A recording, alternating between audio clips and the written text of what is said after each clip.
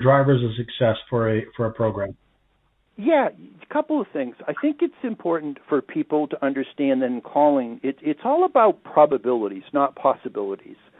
One of my kind of pet peeves is that a lot of people seem to be focused on the lunatic fringe or the exceptions to the rule, more so than what happens most of the time, okay? And I think it's really important to understand that this is a game of probabilities, not possibilities. I mean, calling is brutal. Let's face it. It's not fun, okay? Even when it's working, it's not fun. And, I teach the stuff, but, the only thing that keeps me going is I know, hey, if I've got the right list, and I've got the right system, good stuff plops out at the other end if I stick to it. But it's not because it's a great thing to do. So you've got to always stay focused on probabilities and not possibilities. I think a lot of people get diverted to shiny knobs or exceptions to the rules or things that might be nice. I think you really need to know the zone where, overall you're going to get the best results and have the discipline to stay within those zones. So always work the probabilities. And if you're going to go outside your probability zone, do so strategically and with a purpose, not because you want to see what happens. So that's one thing. And the other thing is, too, it gets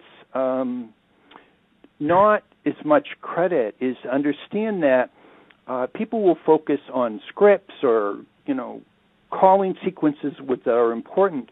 But I would really encourage people that to be successful, if you go back to the thought that, hey, even on a good pool of targets, only 15 or 20% of them are going to be in buy mode on some level, either immediately or, say, within the next year or so.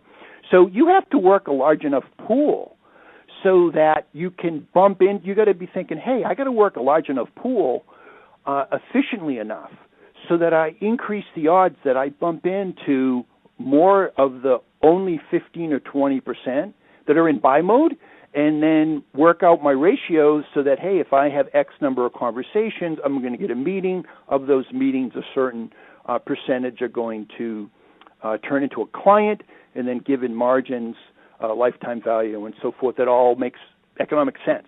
So I would say probabilities and bumping into people and really allocating the assets properly, which is really time and money, okay, right, to the spots where you can most leverage them for results. A lot of people get into like activity mode. I'm just going to start calling and see what happens. Nope. You really need to have the bigger picture figured out and know the higher probability spots and have a system plan that you're going to work and keep it going. And I would add that to your